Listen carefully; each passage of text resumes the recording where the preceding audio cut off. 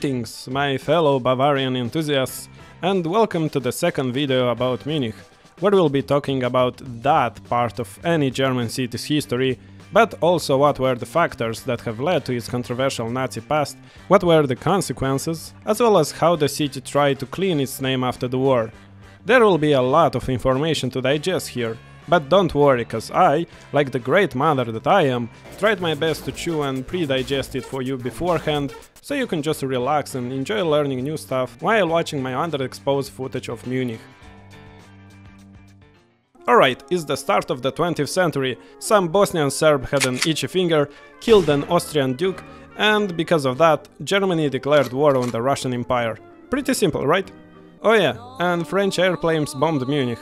Don't worry though, they dropped only 3 bombs, not that big of a deal. In the business, we call this foreshadowing. But we're getting ahead of ourselves.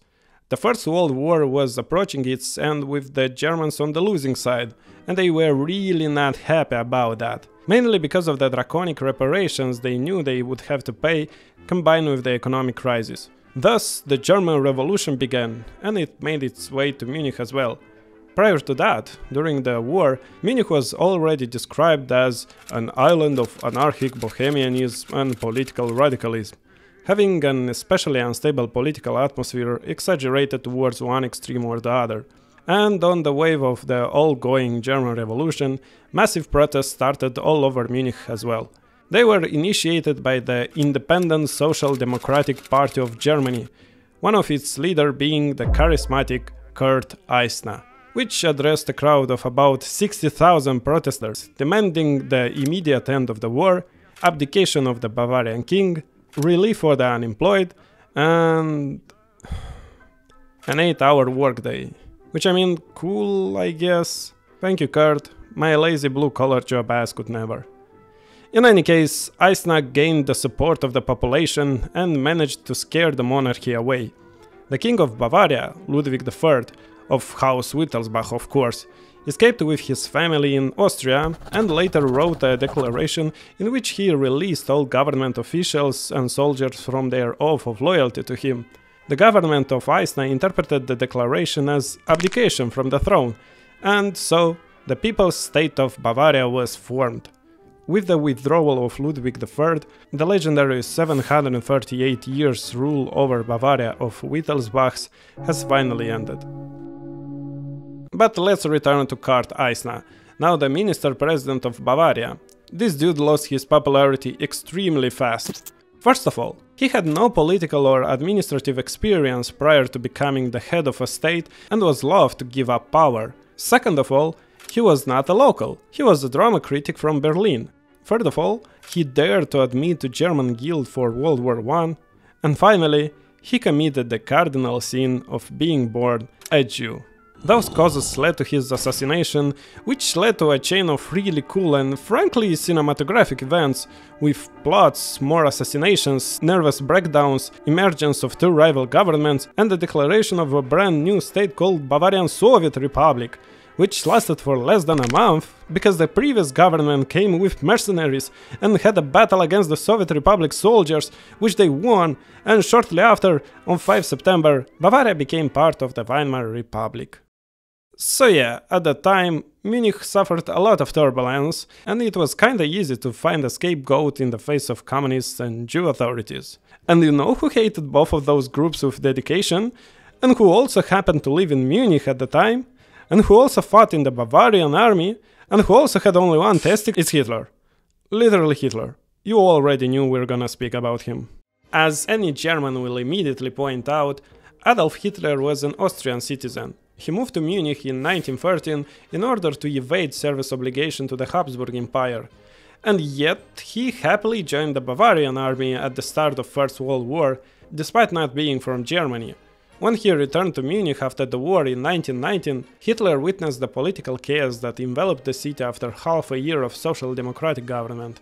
Combine that with Germany's capitulation in the war, and you get the reason of Hitler's far-right nationalistic political views. He got accepted as a member of the German Workers' Party, or DAP, as they were very impressed by his oratorical skills. Thanks to his charisma and determination, he was able to attract a great number of supporters from the city. As such, inside the party, Hitler gained influence and recognition very fast. And to make the party even more appealing, he changed it by adding National Socialist to its name. Thus, here in Munich, the Nazi Party was born. The pinnacle of Hitler's political career in Munich was, of course, the beer hall putsch, an attempt to start a revolution and cause a coup against the Weimar government.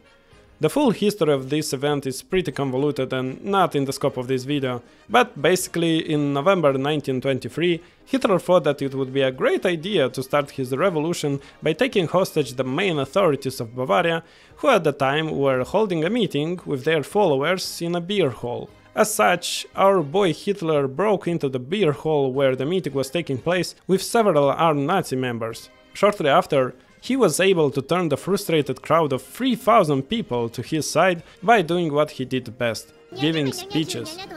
He also thought that he convinced the authorities to join him in his cause, but later they would mobilize the police forces in order to put a stop to Nazi marches all over the city. In the process of bringing order to the streets and dispersing the Nazis, Hitler was arrested for high treason and planning a revolution. For such a serious crime, he was sentenced to an astronomically long term of 5 years, from which he served for only 9 months for good behavior. Makes you understand what a mess Germany was at the time.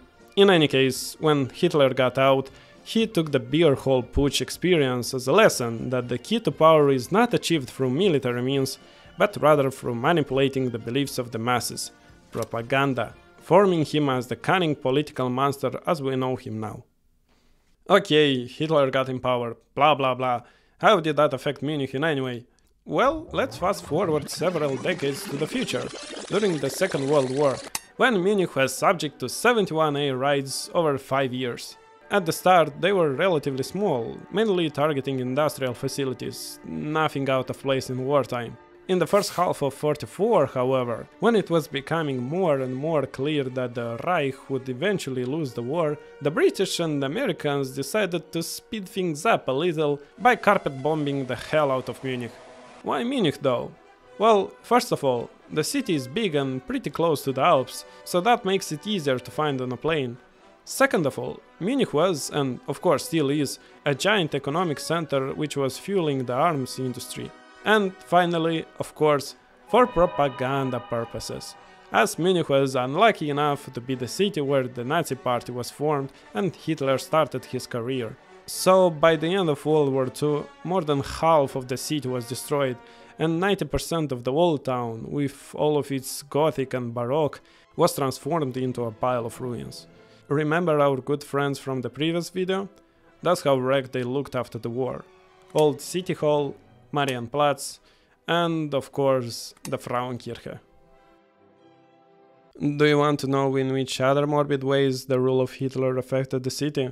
Well, since Munich was so deeply under the Nazi influence, it's only logical that approximately 20 kilometers northwest of it lies the longest running and effectively first concentration camp built in Nazi Germany, serving as a model for the ones that followed, the Dachau concentration camp. Initially, it was intended for political opponents such as communists and social democrats, but over time, prisoners also consisted of criminals, homosexuals, ethnic minorities, then nationalities from invaded territories during World War II. To grasp the importance of this particular camp, after the Night of Broken Glass, for example, when 30,000 Jewish men were deported to concentration camps, more than 10,000 of them were sent here, to Dachau. Over time, when forced labor was incorporated in the camp's life, an SS training school with soldiers' accommodation and factories were built around the facility. The camp area consisted of 32 barracks, and originally, one barrack was designed to hold 200 persons. Closer to the war, however, the barracks were overflowing with up to 2,000 prisoners in one, packed like sardines in a tin can. Mind you, a barrack is approximately 900 square meters, so on average a prisoner had less than half a square meter of space. At the same time, the barracks were required to always shine of cleanliness, because the prisoners were under constant terrorization by the SS officers, both physical and psychological. Strict and minute regulations were enforced about how things should be arranged in the lockers or how the beds were to be made, and even the slightest of deviations were severely punished in many cruel ways. Starting with flogging, pole hanging, being locked in a narrow cell where you can't do anything but stand, and ending with being run to exhaustion or beaten to death. Some prisoners were used as slave labor in munition or uniform factories, or in the crop fields, where they could get a bullet for simply raising their head while pulling the weed. The unluckiest of prisoners, however, ended up as test subjects in medical experiments involving hypothermia, high altitude, rapid decompression, or blood coagulation. When the camp was finally liberated in April of 1945 by US troops, the camp was used until 1948 by the Allies as a prison for SS officers who were awaiting their trials. After that, when hundreds of thousands of ethnic Germans were expelled from Eastern Europe, the Dachau concentration camp held some of them until they were resettled, but not for long, as it was dehumanizing to force anyone to live here. Today, the memorial consists of the former administration building, 2 replicas of the barracks, and several international monuments, memorials, churches and chapels. And, of course, the crematorium, with its giant chimney menacingly dominating this part of the camp. It consisted of furnaces specifically designed for efficient incineration of corpses, and a special shower room that will cleanse you of all earthly sufferings. Over the 12 years of use, the Dachau concentration camp recorded an intake of more than 200,000 prisoners and deaths of nearly 32,000. The monuments, exhibitions, and the museum serve a crucial role in keeping the memory of all the tormented human lives that suffered and died over the 12 years of existence of the Dachau concentration camp. Just for some idiots on our history memes to say that Holocaust was not real. In 1945, the Second World War was brought to a finish, and to be sure, Americans put 2 fat dots over it. Now, Munich would find itself as part of another Germany, the Allies-occupied FRG, which promised to be a good boy this time. So, for 1972, it was decided that Munich will host the Olympic Games, being the first time when such an event took place in post-war Germany, the last Olympic Games being in 1936 in the Nazi Berlin. Naturally, the German authorities took this as a good opportunity to show the world that they changed and to regain the trust in their democracy. As such, the theme of the Games was chosen to be Green and Sunny Olympic Games, with an emphasis on democratic and liberty values. That's also why they chose to colloquially refer to the place not as the Olympic Stadium, but specifically the Olympia Park. Having such a progressive theme for the time, the architectural style had to correspond. If the past was bad, then the future should be good, right? So they decided to give it a more modernist, technology-like look, in order to inspire optimism toward the future. And that's why most of the park is covered by these eye-catching metallic tents. For reference, the previous Olympic Games stadium looked like this. Not only that, but they built the stadium and the whole park so that after the Olympic Games, it did not transform into a wasteland to be used only during events that require giant stadiums. To this day, this is an alive place with walkable parks, coffee shops and public spaces. Even the Olympic Village was built in such a way that allowed the further repurposing of the buildings in a regular neighborhood and student housing. Speaking of the Olympic Village, another part of Munich's history is the infamous Munich Massacre. I promise that's the last dark thing I will tell about this city, please don't stop watching. On September 5th, during the Games, 8 members of the Palestinian militant group Black September managed to take hostage 9 members of the Israeli Olympic team. Their goal was to use the hostages as a trading coin for the release of 234 Palestinians from the Israeli prisons. In the end, though, the attack had a more tragic conclusion. A series of very poorly made decisions led to the murder of all 9 hostages, 2 more Israeli athletes, and 1 German police officer. And that's because of 2 reasons. First of all, Israel had a strict policy of no negotiations with terrorists, as accepting their offers would incentivize future attacks. And second of all, the German officials handled the incident in a very incompetent way, even before the attack itself. As I have said, one of the goals of the Olympic Games was to wash Germany's image as a totalitarian and military state. Because of that, the security in the Olympic Village was light. Athletes and workers could come and go as they pleased. As such, two terrorists started working in the Olympic Village a couple of weeks prior, gathered intel and made copies of keys, and on the day of the attack managed to get the whole group into Israeli team dorms and take the athletes hostage. When the terrorists revealed themselves, the West German authorities were put in a very difficult political situation. Not only they allowed such a dangerous incident to happen when all the world's attention was on them, but the hostages were also, well, Jewish. You would think that these factors would incentivize German police to act in the most professional way, right? Well, the whole story of rescue attempts is pretty long and convoluted, and there are several good documentaries and movies about this event you can watch, so I'll restrict the scope to only some of the bloopers made by the police. First, they tried to send a rescue team with no prior military experience through the vents, while allowing TV broadcasting of the whole operation, not realizing that the terrorists also had a TV set in the dorms and that they knew about the ambush beforehand. In the end, they offered to transport the Palestinians with the hostages to Cairo by plane. At the board, they would be awaited by 16 police officers dressed as flight crew waiting to overpower the terrorists. However, at the last minute, without consulting the Central Command, they decided that the mission was too dangerous and voted to abandon it. When the terrorists entered the empty plane, they realized they were lured into a trap, which led to the massacre of the athlete hostages, marking a dark date in the history of Munich. Inside the Olympic Village, the memory of those murdered is kept by these monuments at the entrance and near the dorms where the Israeli team resided. But enough of that. Munich contains a lot of positive stuff as well. Let's see, what else is here? Oh yeah, Munich is the city of the car company which attracts drivers that don't know what a turn signal is, BMW. The headquarters building is situated right across the street of Olympia Park, a 100 meters tower designed to look like 4 engine cylinders, although for me it looks like the filter of a vacuum cleaner. Not far from it is the BMW Welt, which is a gorgeous museum with cool exhibitions of the company's latest technologies. Some of the things presented here are truly amazing. It's a baffling miracle what human intelligence can achieve when put in front of the desire to innovate and make money. Also, it was quite interesting to see men and kids wandering around showing interest in the cars and bikes, while their wives and mothers were mainly just sitting and waiting for them, like a reverse stereotypical trip to a shopping mall. The entrance is free and the museum is open every day of the week. What else could you do in the Bavarian capital? Well, Munich offers the world's largest urban surfing spots.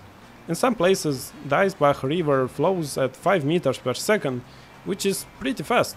Because of that, standing waves were built near several bridges, offering locals a place to surf while being hundreds of kilometers away from the ocean.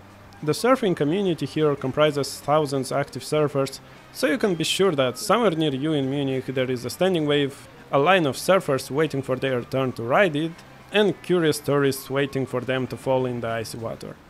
You can also go to Hofbräuhaus, one of the oldest beer halls in Munich, and one that is owned by the government, surprisingly, as it was formerly a royal brewery during the kingdom. It looks like what you would expect a German beer hall to look like, with long desks, dim lights, tavern music, and lots of beer.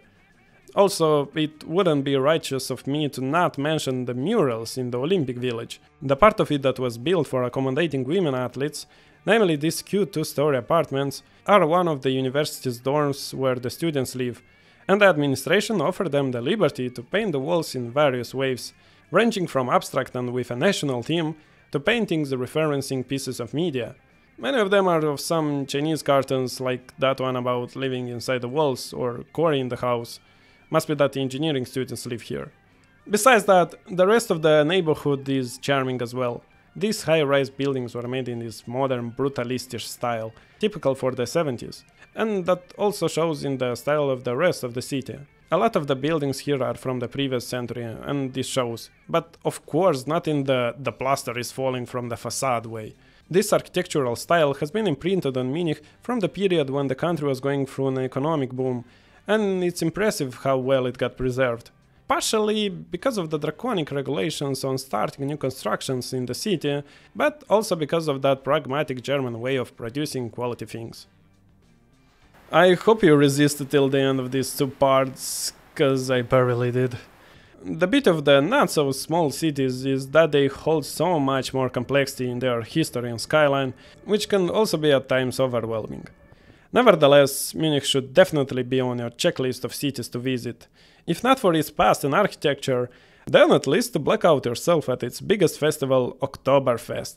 Which, yes, was like an elephant in the room on the span of 2 videos, as it's a crucial part of the city's identity, but I don't want to feature events or festivals if I didn't take part in them. So hopefully I'll attend it and make a video about it someday. Until then, here's a time-honored footage of a cat from the city. I hope you enjoyed the video. Please like and subscribe. I'm out. Oh yeah, and a friend asked me to show this. Literally uninhabitable.